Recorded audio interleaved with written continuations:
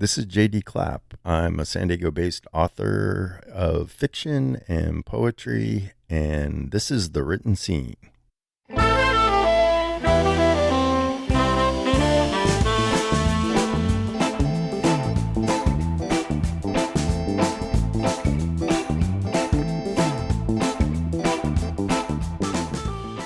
Hello and welcome to The Written Scene. My name is Adam Greenfield. I am the host, and we are on episode 91. Sometimes I wonder how I got this far ahead with this podcast, but I keep having great conversations with people, so I'm going to keep doing it, and we'll see where it goes. Mark Maron's up in thousands, so we'll see where I get there, see if I get there. Anyway, in this episode, we are talking with an author that we've had his sister on the show already. I've met him a time or two, and I have read some of his stories, and they're just fantastic. So I'm really looking forward to the conversation. So JD, thank you for being here. Yeah, great to be here. All right. So for reference, we're recording this in May. It's the end of May, towards the end of May, and you just had a book come out. So what's that book about? That book is a collection. It's called Poachers and Pills, published by Cowboy Jamboree Press. And it's a novella in the first section, and then about 15 or 20 short stories in the back. What was your reasoning for combining that as opposed to just doing a short story collection and a novella on its own? Yeah, I had enough to do a full collection. It's kind of hard to place novellas sometimes, especially if it's a shorter novella, and this is about 65 pages. Okay. So the editor there is pretty flexible, and he's done things where he's done 3 novellas in one book or 2 novellas and a few short stories. So we just kind of worked that way to put it all into one book. Okay. We were talking before we started recording sort of extensively about publishers. Do you find a lot of publishers doing or willing to do stuff like that? Yeah, I think in the indie world, at least the ones I've experienced so far, there's a lot of flexibility on things. Okay. There's people that are willing to do hybrids where you have some poetry and some short stories. Yeah. There's Cowboy Jamboree's done things where there's stories with photography mixed in. So, the different publishers willing to do different things. Yeah. I think that's why I like Puna Press, because they have art in their books, and photography and stuff like that. And I love that mix of mediums like that. Yeah, it adds a lot. It does. And it's nice not to have a rigid, like it has to be 50,000 words to 70,000 word kind of thing. And, nothing under, nothing over. You get a little artist flexibility in that sense. And I think that's the advantage of the indie world. They're more flexible. They're more kind of artistically driven sometimes than commercially driven, which can be a double-edged sword. But it's like we're going from college to the pros in a way. Yeah, they're about the game, but then you get there and it's about the contract. Yeah. So yeah. Well, we need the NIL for indie writers. Would that be nice? Oh man, I might make a lot of money with 91 episodes now that I think about it. But yeah, name, image, and likeness. I would love that for artists. That'd be great. What was the submission process like for you? You were saying earlier that you've got a lot published, but what is it like for you, and is it different each time? For a book or for the stories? Yes, I guess both. Yeah. Okay. Yeah. Well, I'll start with the book. The book, the way that worked, and I think it works this way for a lot of people, is Cowboy Jamboree has a journal or a magazine that they do, I think, quarterly, and then they do several anthologies a year. And most of theirs are musically themed. The guy will pick Adam, the editor's a kind of a alt country fan, but old school country. Yeah. The better country. Yeah. The real country. The real country, right. And he'll he did a thing on Willie Nelson, and did a thing on Townes Van Zandt and that sort of thing. And so I submitted to a couple of those and got into those anthologies, got to know me. Then I got a couple in the magazine.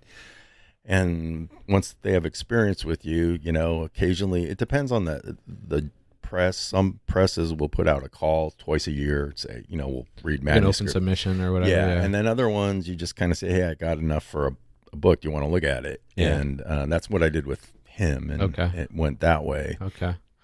Did you like that process? Do you like it, or could it be easier, do you think?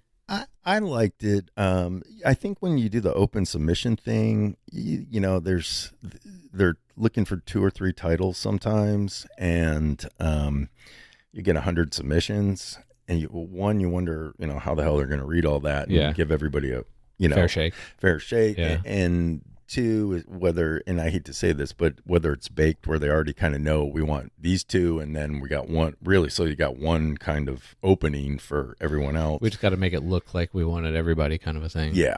And where you just kind of do it this way, if he's interested enough to take a look, then your odds are probably a little bit better. I'm sure they could still reject people, and they probably still do. Yeah. But that's how it's worked for both books I've had. And the other one was Anxiety Press, and it was similar. I just, I have a collection. I'd published a few things in their magazine, and they ended up, send it. And got an answer pretty quick. So do you keep submitting to the same place if a different story is rejected? Does that name familiarity help with that sort of thing, or can it be a hindrance? Yeah. You mean if I send a story somewhere and it's been rejected, like there's some journals I've tried to get in 3-4 times, and if this just not happening, it's there's other ones where I've been rejected, and it's like I'll keep reading the journal, and like, okay, I kind of get the vibe there, and I'll try again and get in. Yeah, there's a lot of them out there now that are publishing more flash, kind of short, 1,000 words or less sort of thing. And really weird stories too, little absurd or surreal or that kind of thing. So I'll take if I have a story like that, I'll shoot it to one of those places. Okay. And do you write for? How do I ask this question?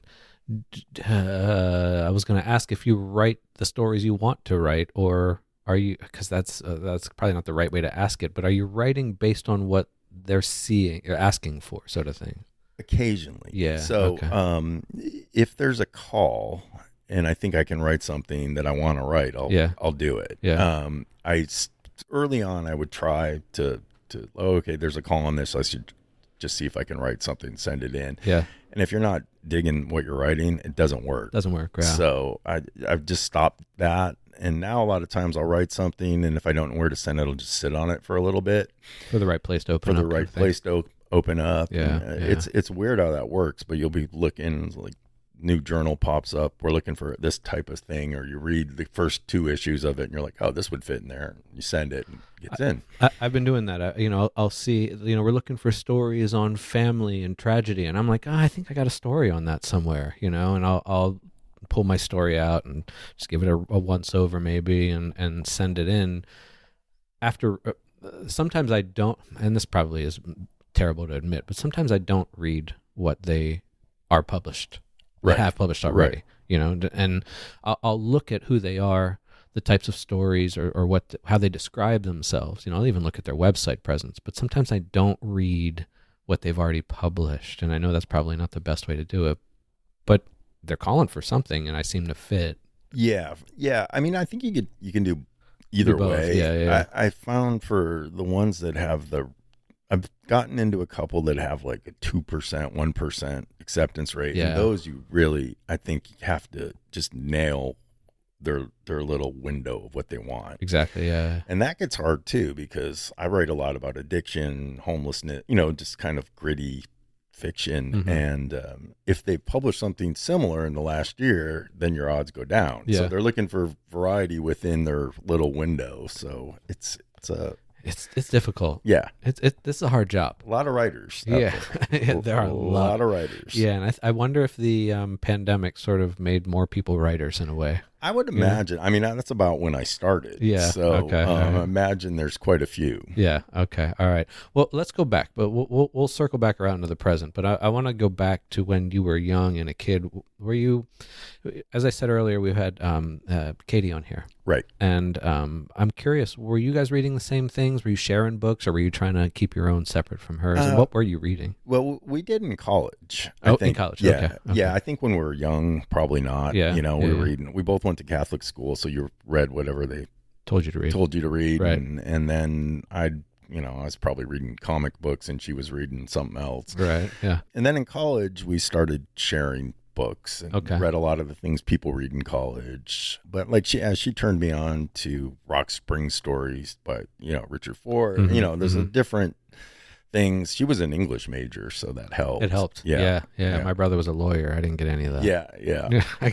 I got told what the rules were, and not so much some fiction. So you were into comics. Yeah, as a young teenager. As a teenager, yeah. Did you ever try or think about writing your own? No, I can't draw. Can't draw. Yeah, that's really my biggest. Yeah, I can't draw at all. That's the hang up, huh? Yeah. And I know now people do graphic novels with an illustrator and that sort of thing. But back then, I think they were most zine type things. You did everything. You did everything. Yourself. Yeah. And that's difficult. I used to have a podcast called Gutter Talk, and I interviewed comic book creators and editors and illustrators and writers, and it's almost getting rarer that the one person does both things, both write and illustrate. It's really uncommon for that to happen unless you are small, indie, whatever it may be. But even then, it's usually a collaboration of some sort. Yeah, and I've noticed that, and I've met a few people that have been pretty successful on the story side of it. Yeah. But they work with a team of illustrators, and now there's AI kind of sneaking into this whole thing. I know it's a scary thing. Yeah. There's a comedian and writer named Baratunde Thurston, and he was written for The Daily Show, and he was recently here as a sort of a keynote speaker for this festival put on by Conrad Prebys Foundation about arts and humanities and things like that. And he has this show on YouTube called Life with Machines, and it's all about it's here. Yeah. Yeah. How do we live with it the right way? And I hope he figures it out. Yeah. It's spooky time. And it's not just for the arts, for everything. Everything. I'm a professor by trade, not in literature, but in social science, and it's just a matter of time before there's computers teaching classes and it's all AI driven. And computers might be teaching other computers. Oh yeah, if they're not already. Oh yeah. So it's an interesting transitional world I think we're in. Yeah, and I think we're still in a transition between before technology and now technology. Yeah, no, I think you're right. It's weird. So did you have any idea, when did you realize you wanted to start writing? I think in college actually, and I kind of toyed with hey, I'm going to go to film school and that sort of thing. Okay. And then I think I was a little bit too risk averse, and I was like, I'll go a more traditional route. And then kind of went on, did the grad school thing, became a professor of social science. And as my career started winding down on that, and I was pretty sick of it. Yeah. How long were you in it? 30 years. 30 years. Wow. Yeah. Okay. So I've published 150 scientific, a cure for insomnia. It's like the worst kind of writing there is. Right. Hundreds of grants, all of that. Yeah. And it's like, I want to do something fun. So, when COVID hit and I knew I'm kind of done with the research part of my career and getting ready to retire, I just started doing creative stuff for fun, and it kind of took off. How did that analytical or social science brain help you as a writer, or did it? It did. It's interesting. It didn't help in the writing per se. I had to literally had to learn how to write again. Yeah. in a different way. Yeah. Where it's really helped me though is I study addiction. I did a lot of field work. The novella in Poachers and Pills is about the opiate epidemic in Appalachia. Okay. I was at Ohio State during the middle of that. I was doing research down there. Yeah. I was also I hunt and fish, and so I met a bunch of people down in that area, but all those experiences plus the academic part lets me write about things that I didn't necessarily have to live. Yeah, you're right. Which is pretty advantageous. You're probably really good at creating characters. Yeah. I think that sort of experience is invaluable. It's so hard. I've been thinking a lot about this lately, and I've even asked previous people about this. That line between that life experience and starting early as a writer. Yeah. Like do you work and that's not to say it's one or the other, because you can do both at the same time. but I feel like a writer at 25 is going to write vastly different things than a writer at 45. Oh, 100%. I think that's true. You see a lot of younger writers are very technically good. And Sound, then the story is, Yeah. there's no way I could do what I'm doing now without having lived as long as I've lived and all that. Did you try writing stuff back then?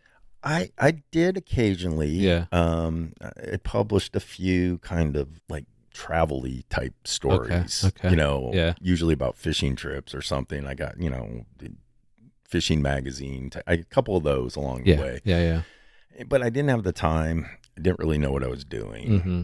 So I just kind of put it on the back burner. Yeah. And I kind of surprised myself that I actually followed through and started doing it. But it's weird what you surprise yourself with when you get older. Yeah. Yeah. Because I moved out here 33 and I had no job. I had $500. I had 2 cats and a car full of things, and I drove out here and I was like, I'm gonna figure it out. Yeah. And I wouldn't do that now. But like these, I'm glad I did it. Yeah. Yeah, for sure. And it definitely helped, but yeah. So yeah. when you were going back and forth with Katie, was she sort of talking to you about writing at all, or not so much? No, I think it was more, hey, you should read this. We talk about the books or the authors type of thing, the stories.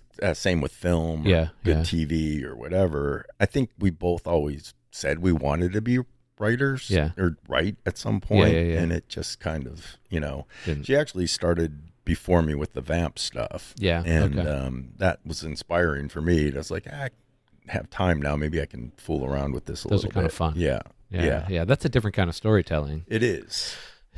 Well, let me ask you, how do you separate when you're telling your own stories? How do you separate real from fiction, or do you try to keep that reality in the story to keep it?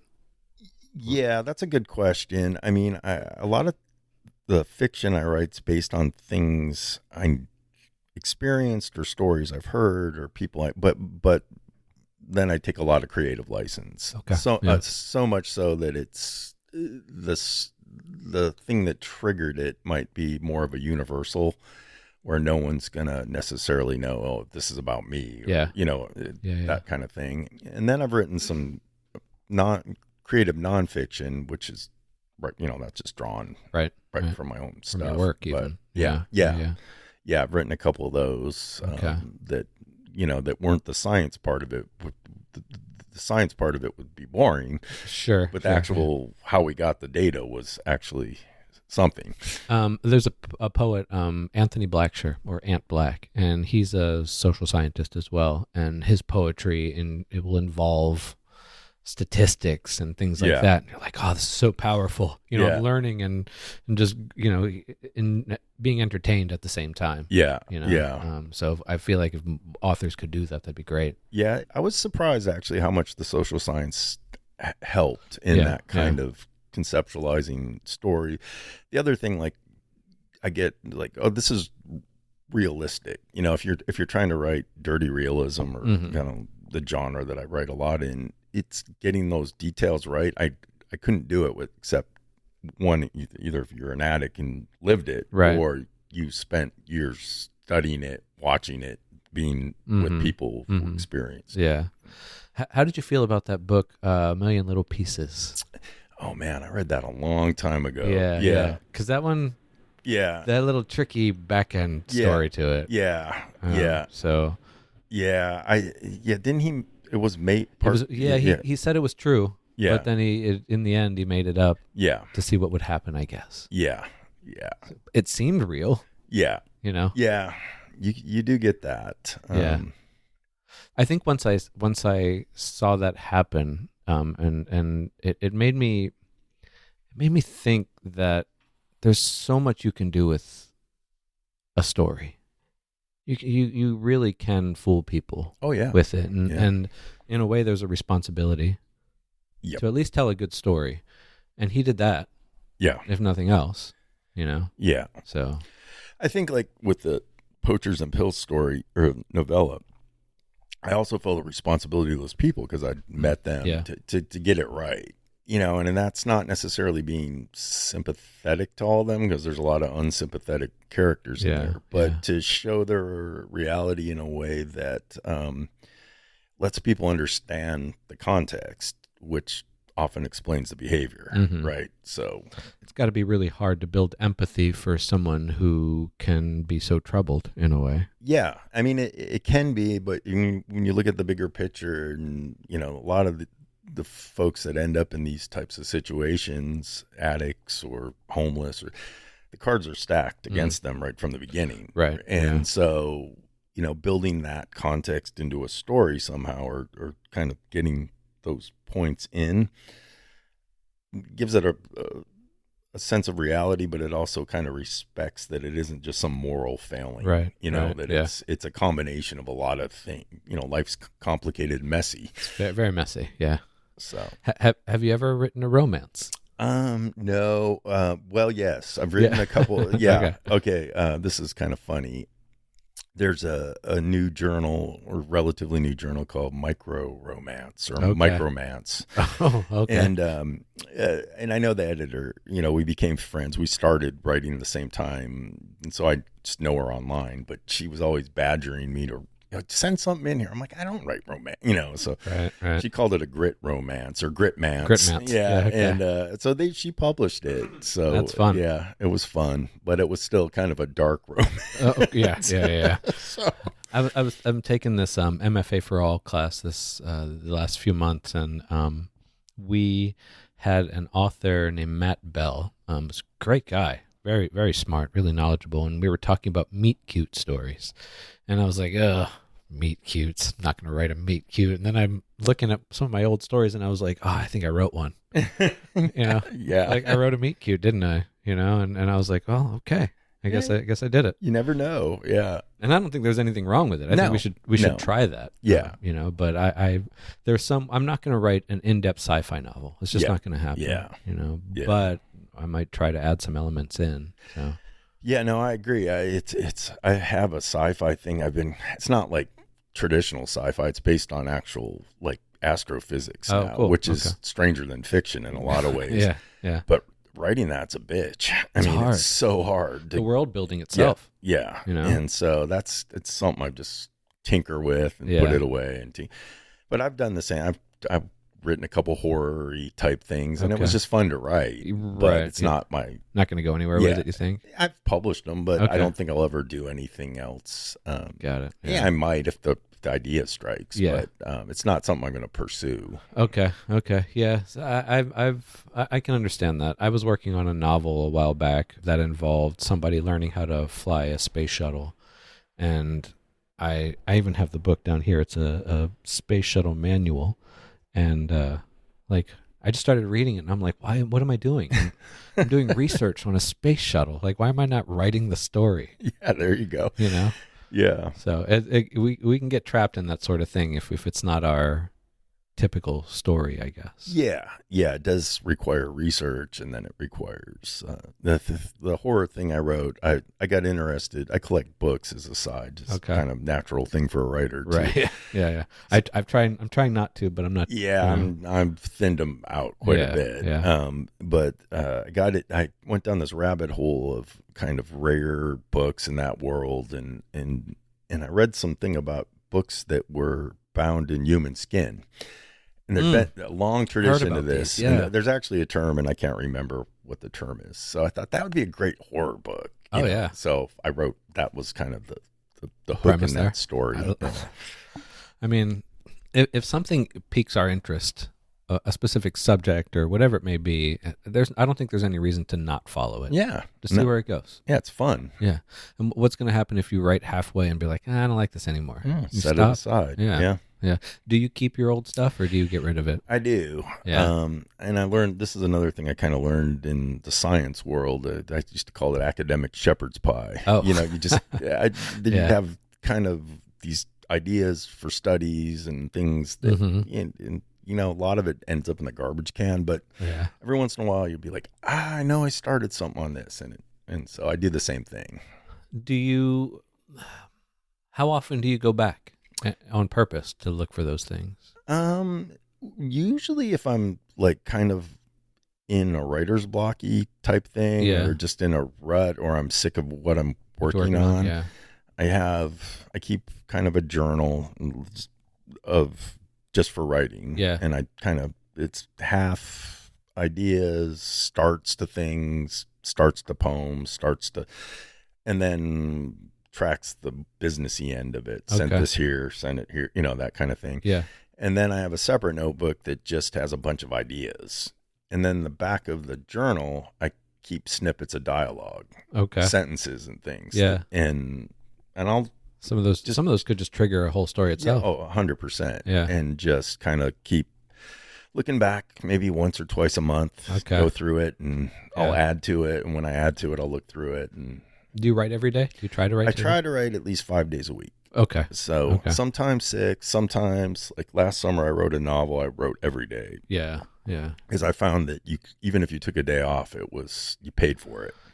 Yeah. I mean, even in short stories, I found that for me at Yep. least. Yeah. I get through. It took me. It was Joyce Carol Oates, and it's Joyce Carol Oates, so I'm just going to leave it at that. Yep. But she said a short story should be written in 48 hours, and if I can write one in a week, then I feel like I wrote one in Joyce Carol Oates 48 hours. So it took me about a week, but I remember working on this. It was about a little under 4,000 words, and I just remember each time I stopped and would come back to it, I'd have to read it from the beginning. Yeah. And then I would have to get back into it, and I had days in between where I didn't get to write. Yeah. Because of my schedule or whatever. And it was just like so difficult to jump back into like a dream I was having. Yeah, no, I get it. And I've had short stories like that. And usually for me, if I'm experiencing that, I know that I haven't thought enough about it yet. Okay. And the ones that really work are the ones that just come. Yeah. And I bang out the first draft and then set it aside for a day, go back and edit it. Okay. And the editing is often spicing it up or killing the darlings or all those things. Yeah. Or I'll do inevitably. I'll say he held it in his left hand. I'm talking about a guy with one hand, and then I changed the hand in the middle of the right. Something like that. So you got to fix that. But with a novel, there's so much going on. I think you have to every single day until it's done. Going. Yeah, I've tried. I have 2 half novels. Yeah. And so I understand. Like, there were times where I wouldn't get to write in a day, and I just get back to it. And I'm like, oh, it's so hard to jump back into that deep end again. Yeah, and then the farther you get, it's like, okay, now I got to read 90 pages to catch it. So you spent your whole writing time reading. Yeah. And then, I've caught many inconsistencies in longer stories of mine because I wrote them over a long period of time, right. And you go back. I heard this phrase recently called sentence slack, with these extra words in a sentence that you don't really need. Yeah. And ever since then, I have been really focused on the editing process, at least, because when I write my first draft, I just let all the words out. But I've noticed in my edits, I'm much more particular about cutting, and shortening and tightening. How much focus do you put on that, and when in the editing process do you do that? So that's an interesting question, and that's the one kind of thing I got from social science writing is they call it economy of expression in science writing, but there's just no extra words, right? You just have to, you're usually having to communicate very complex ideas as quickly as possible. You're not telling a story, you're explaining something. So one of my problems when I started is it was too much like that. There wasn't enough storytelling in Typically, if I what I'll do on the edits, try to get the first draft. The second draft is adding, and then the final edit is cutting. Okay. And I'll cut, anywhere from paragraphs to just wordsmithing. So that's kind of how I've been doing it, and it seems to work for me. Yeah. Sometimes with the extra word thing, the other thing, I've written some things in the first person that are fiction, and if I think the person's voice is verbose, I'll leave it. Yeah. So you know, Okay. Yeah. or that's their way of speaking. that's how they speak. That's just the character. Yeah. And so, and that can work if it's worked for me. You kind of have to set that up, though, right? Yeah. You have Yeah. to stay consistent with that. That way, at the end, the reader goes, "Okay, that's just the way the character was." Yeah, Okay. like I wrote a story that's in one of the first book I wrote, A Good Man Goes South. It's in there. You can take a look, but it's from the perspective of a homeless 12-year-old kid that's in a car with his sister and mom. They're living in the car. Okay. It's called What I Think at Night. And there's a lot of run-on sentences, and it sounds like a 12-year-old. Yeah, and so it's, So you let those things you forgive not forgive yourself, but you do that on purpose. You make the mistakes on purpose. Yeah, because if you didn't, it wouldn't seem real. Wouldn't be real. Right. So that, I talk about that in a very tangential way. I talk about that with when I teach my podcasting class, and I'm like, hey, if you can write a script, that's great. But if it sounds like you're reading it from a script, it's not going to sound natural. Right. And you need it to sound natural. Yeah, 100%. I think you got to be authentic to the voice of the character in the dialogue, and if you're telling it from a first person. Right. I have in this story I just wrote, I had my girlfriend read it, and I was like, okay, I didn't physically describe the main character. I did it through dialogue to give you a sense of what he looked like. Tell me what you think he looked like. And she came relatively close to what I had. I was like, okay, I just got to make a few tweaks and we'll get there. That's good. Yeah. Yeah. So like you have to, I think those sorts of things are really important when it comes to that dialogue, because that can really describe the kind of person that character is. Yeah. No, I agree. Yeah. I love that. I love writing. I read that you have been nominated for a few different times for different awards here and there. And I think, while they're nice, I've yet to find authors that actually write just for awards, Yeah, the way that works is the editors pick who, what they're going to send in at the end of the year to. So there's Pushcart.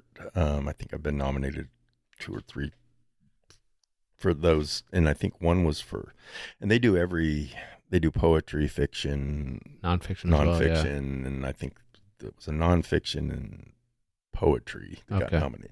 Okay. And then there's Best of the Net, and then Best Small Fictions. But those are all, the competition, it's every journal that's submitting. So there's hundreds and hundreds in each category for 25, 30 pieces in an anthology. How much validation do you take from those? It's nice, but I don't know that it means much in the bigger scheme of things. Okay. Maybe if you win it a bunch of times, you start to feel like an agent or something, that it might be a stepping stone to that sort of thing. But for me, it's just nice. I haven't been writing that long creatively. So it's just kind of, it was validation that like, well, I guess I'm not a poser. You're on the right track. Yeah. That's good. I've wondered how people use those maybe to their advantage even, do they use that as fire, motivation, inspiration, whatever it may be, or do they say, like you, it's nice, it's part of the thing that comes along with being a writer? Yeah. I think that's, to me, it's more, and in my academic career, I'd won awards, and it was the first thing, you win something and it's great, and you're, but after a bit, you're like, this doesn't really mean a whole lot, right? In the bigger scheme of things. Yeah. What matters to you more? As far as in the writing, I would, to me, I want people to read it. Yeah, I mean that's the big thing, right? You want people to read it and enjoy it, and that helps. And that's really the reward. It'd be nice to sell books, and it'd be nice to do all that, but a lot of times you put the amount of effort that goes into these things, and you're like, okay, 3 people read it, so it's hard to figure out who's reading these things and online. How many? Yeah. You can tell from the comments on some, like I've had a few stories, you get 100 thumbs up. So you figure at least 100 people read it, which is great, and then you get other ones where you're like, this is one really good story I wrote. And it's like, doesn't get reposted, doesn't get any comment. You're just like, okay. Do you find yourself liking stories that other people may not give as many likes to? Yeah, I think so because I end up reading. So now I've been doing it long enough in this, and I've kind of carved this niche in the grit world. So I know most of the writers, and I know who I like, and and the ones that I maybe not like as much. So Yeah. I try to read as many as I can and be supportive and, Okay. and do that sort Yeah. of thing. And then occasionally I'll read stuff that's outside of what I write, Yeah. and that's always good too. You Okay. kind of get a different perspective, and you pick up little tricks and all that. That always helps. Yeah. With your own writing, when if you get not as many reactions to one story as you did to another, do you ever find yourself surprised, or that maybe you liked that story? You're like, I think people are really going to like this one, and they didn't like it as much, or A little bit. It's funny. I've written some things where I'm like, oh shit, this is really dark, Yeah, and then people yeah. love it, and you're like, you're Okay. surprised, right? Yeah, Yeah. and then you write other stuff that like, oh, this is kind of poetic and literary and all that, and it's like, yeah, you get 5 likes, or someone that normally wouldn't give you a like said, I love this story. Right. Yeah. So as I've learned a little bit more, now I kind of target which journals to send those things to, and that's worked better because then you get usually more readers. Yeah. Like I had a couple things in literary, I think, what's it called? Literal stories or literary story. Yeah. I'd have to look the title of the journal up, but it's an international thing, and it tends to be just all the different genres. All of them. Yeah. And Okay. they publish every day. Oh, cool. 365 stories a year. Yeah. So, but I've figured out what the editor there likes, and that they were well received. So if I write something similar, I just send it there because I know the people who read that at least We'll like are that. going to like it. Yeah. Yeah. Yeah. Where I wouldn't send them necessarily one of my grit stories that I'd send somewhere else. It's so hard to know what people will like. True. It's got to be one of the most difficult things for someone who is in a job where they're trying to get people to like what they do. Yeah. Yeah. It's just so difficult. Yeah. Unless you're, writing commercial type stuff. Yeah. That it's a formula. Yeah.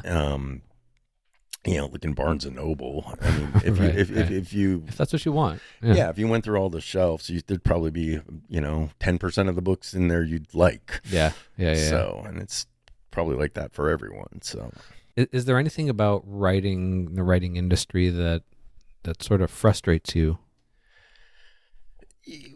well, it's I'm new to it, but from what I've learned, it's super.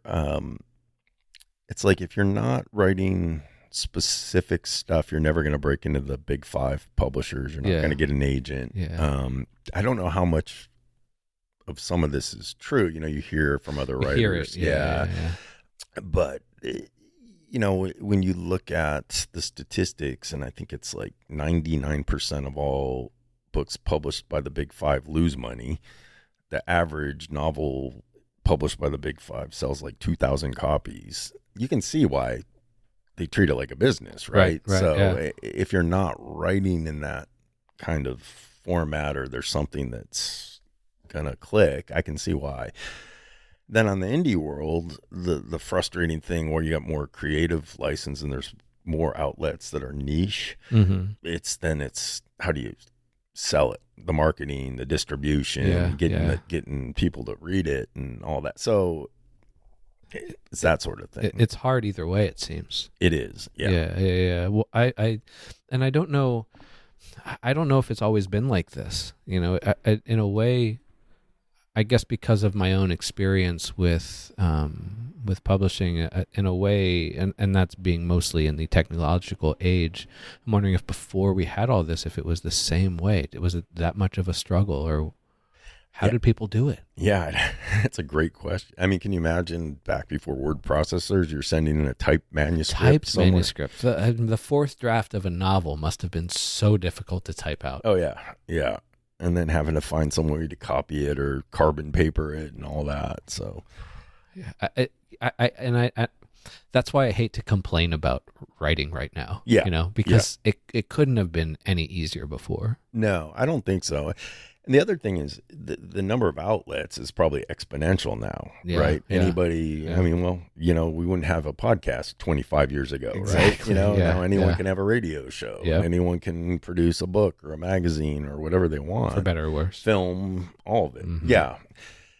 With that freedom and flexibility, though, comes a lot of noise. Yeah. And there's a lot more competition and a lot more junk to weed through. And so I think it's a double-edged sword. If you could do anything else, what would it be?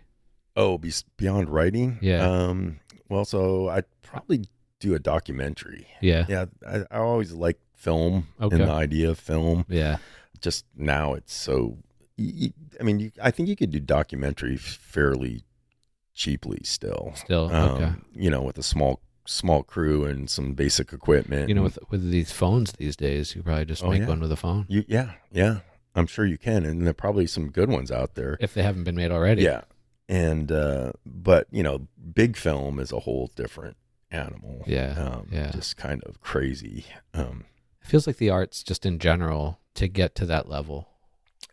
Like it's even the indie. It's like the class system. The poor is just getting further away. Yeah. And it feels like almost indie is like, is it middle class? Is it upper? Is it even lower anymore? Like what? Yeah. It's hard to, I've had people like, oh, well, the hierarchy's kind of self-published, then indie published, then the big five, and on books. On books, yeah. But who knows if that even really holds? You know? Yeah. Is there nothing in between? Yeah, I don't know. Yeah.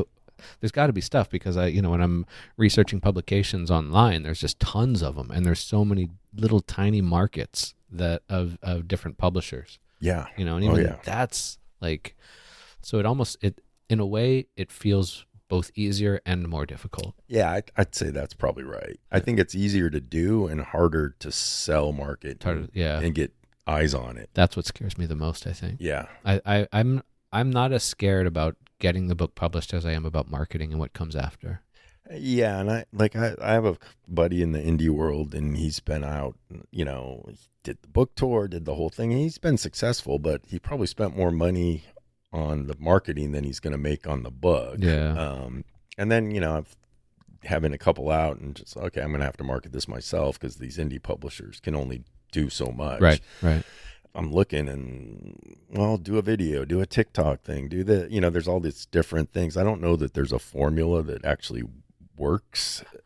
Yeah. Okay. So this is episode 91. I was actually just thinking about this recently. This is episode 91. I've had 91 conversations with different authors, and I'm starting to see in just these 91, and maybe that's just a small, set of statistics that I'm looking at, but I'm starting to see that there really is a certain way of writing a story. Yeah. It may be 4 or 5 ways, but there's not 10 or 20 or infinite number of ways. There really is a certain way of doing these things. Right. I find that fascinating. Yeah. Because I thought, well, anybody, you can just tell your story, and there's a way, and just tell your story, but there's a very specific way of telling that story. Oh yeah. Yeah. I agree with that. And I think, different, types of writing. So if you're trying to do, these microfiction, the drabbles and those sorts of things, you just, talk about Hemingway's iceberg. Right. You got a pin needle on the top there that you're showing. And then flash is a little more. But even short stories now have gotten so short compared to what they used to be. I remember, you pick up the Atlantic or, New Yorker, and the stories were 20 pages of print in the magazine. And now you get page and a half. Yeah, 2,000 words, 2,500 words, that sort of thing.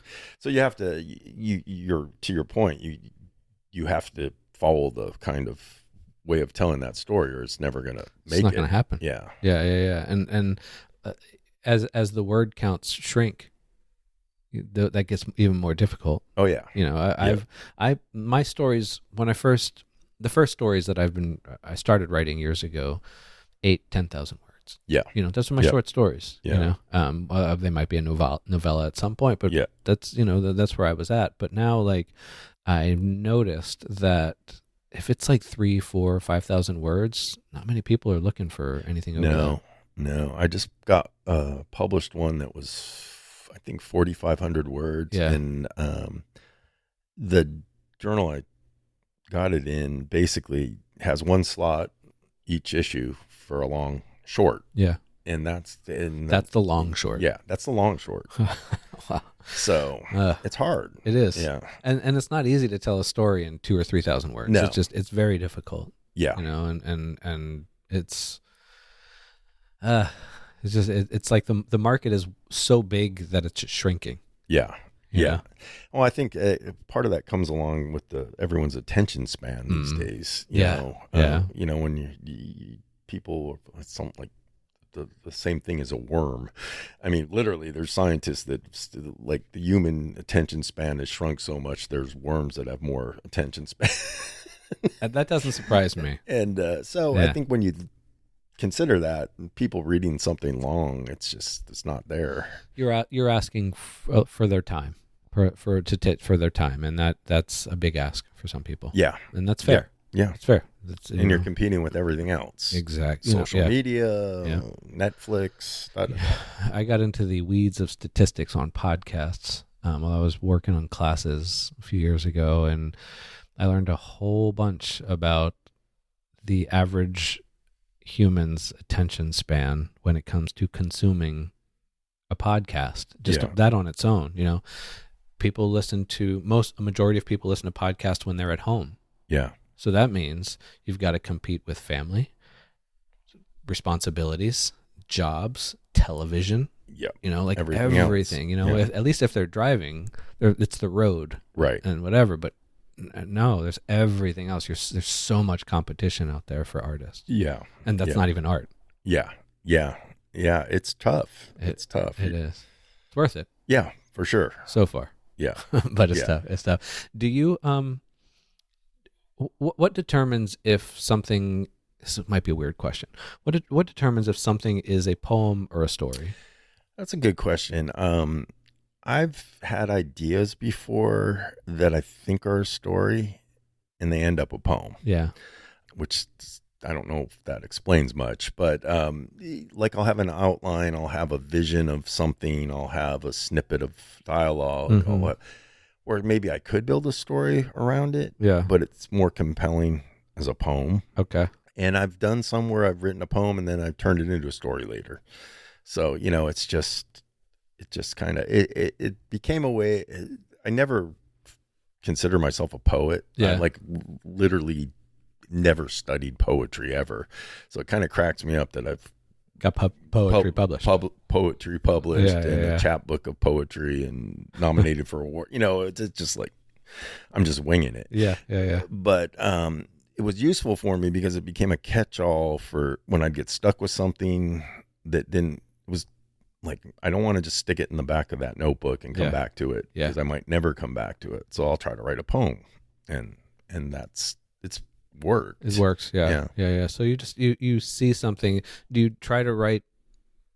Do you realize it's a poem halfway through writing the story, or vice versa, or does it take? It's usually early on. Yeah. It's like if I'm not into the third paragraph of a story and it's just not happening, I'll just say what I'll stop and go, what am I trying to get across here? Yeah.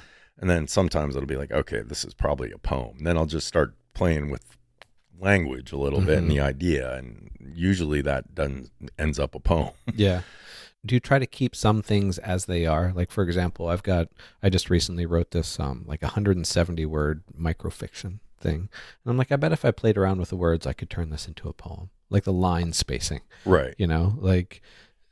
Or do you say, no, this is a story, or no, this is a poem, and I'm staying with it? Yeah. It's funny because I kind of in some ways started to view that world between drabbles and poems and microfiction as an artificial construct. Yeah. Like I've published a few things in those 50-word journals and 75-word journals, and functionally they're prose poems.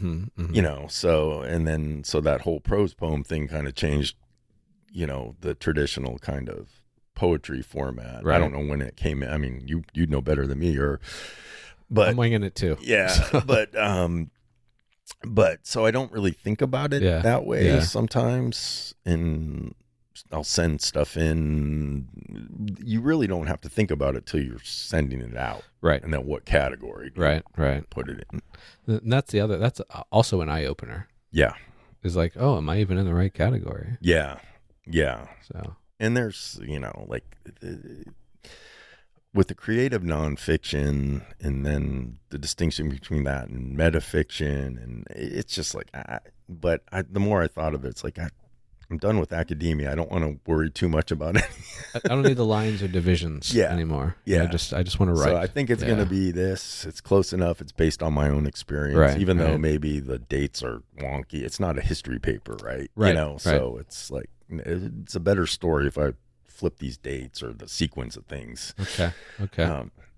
I'll do it. Now, I'm sure there's purists that would be like, well, then you just turn that into fiction. But Right. It's like, It's art. It's supposed to be what it's supposed to be, and what you want it to be. Yeah. And, if you feel good about it, I'm sure that'll come through yeah. at some point. So, poetry and even songwriting has always been some of the ways that artists will call out the bullshit Yeah. in the world. Yeah. Do you believe in that, or even embrace that sort of responsibility? Yeah. I write a lot of kind of dark things and it's not like advocacy writing. It's not like I'm waving a social justice flag, but if you looked at what the context of the story is, it's there. Yeah. Right. Yeah.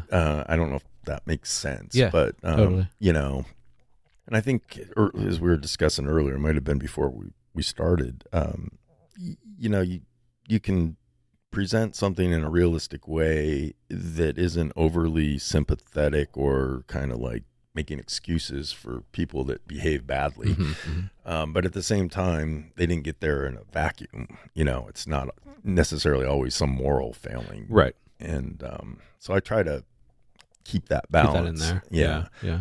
And I've written, over the years, more just essay type things that are more just straight kind of, So do you go into the story or poem with that intentionality, or do you just say, no, I'm going to tell the story, and if it happens, it happens? Yeah, I think that's usually how it goes. Okay.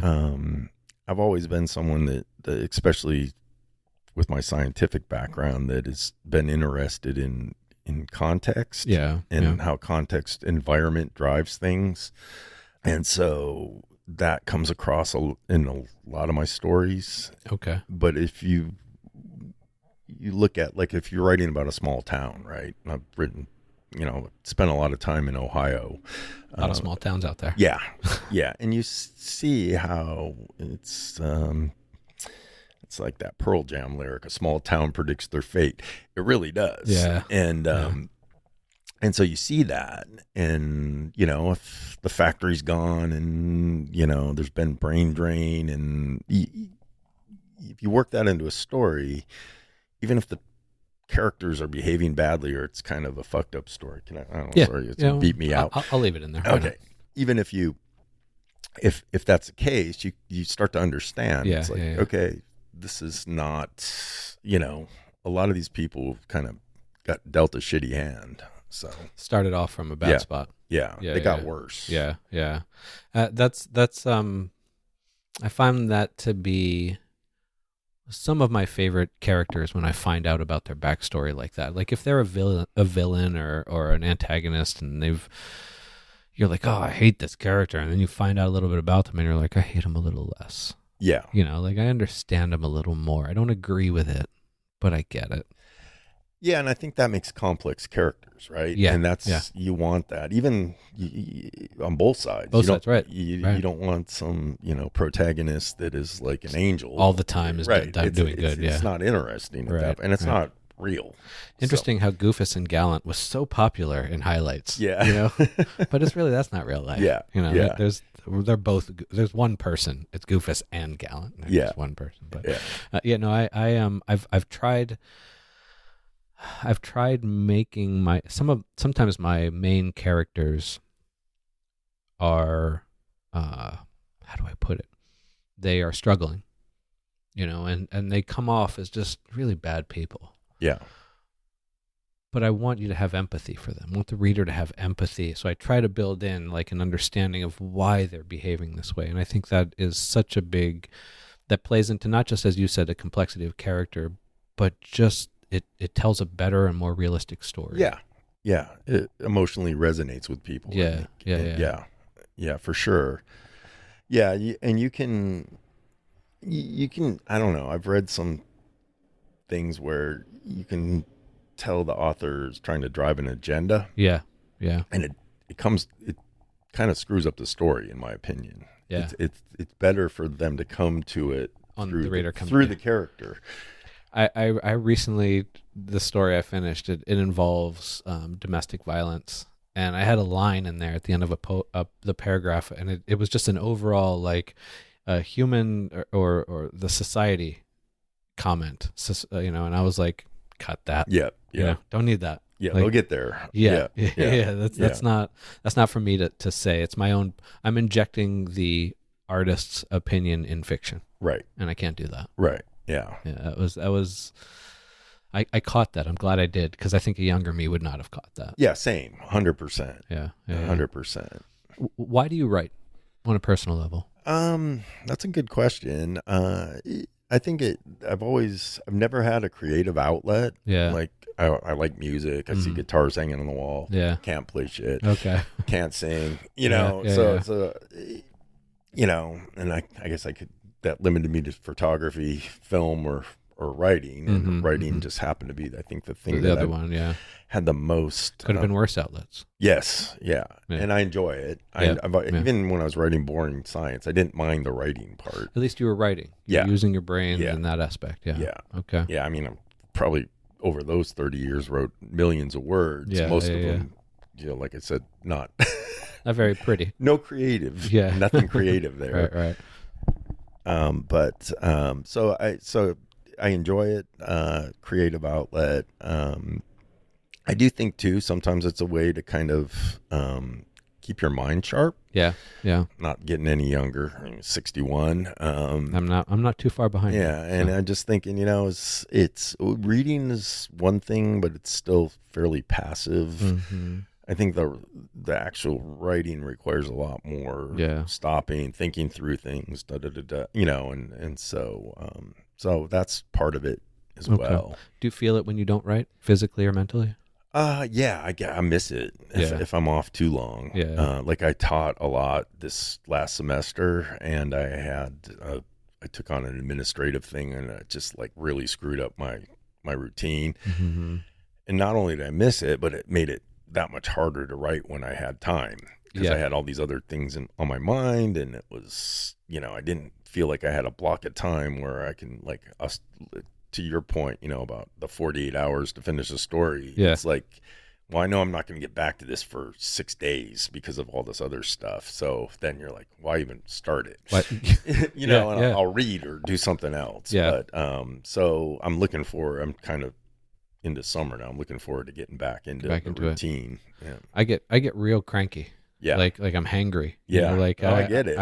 If I don't write for 2 or 3 days, like I feel it, and I'm impatient with people. And, I don't mean to be, but I've learned that about myself. Yeah. And if you build it into your day, it's like people will meditate, people do anything else. Yeah. It's the same kind of, and there is a meditation kind of aspect to it too. I love it. I love getting in that zone. Yeah. And just the rest of the world just kind of falls away. Yeah. And it's just me and the page. Yep.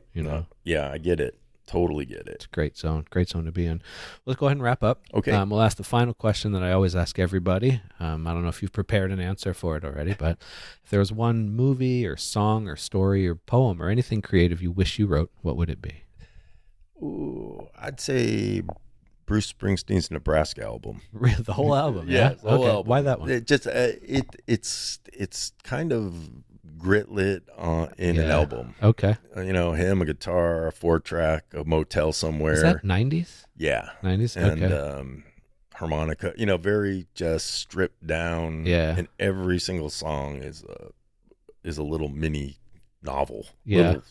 short story. I'm not familiar with that album. I'm sure listen to it. there are Yeah. popular songs off of it. I know, but like None of them are really big hits. Really? A lot of them have been covered by country folks. Okay. I remember the album. Yeah. I think I was working in a record store. Maybe that's why I remember it. But yeah. So that one, huh? Yeah. All right. Well, I haven't heard that one yet. 91st episode, we get Bruce Springsteen. There you go. I feel like I have heard somebody say Bruce Springsteen. Maybe not that album, but I feel like I have.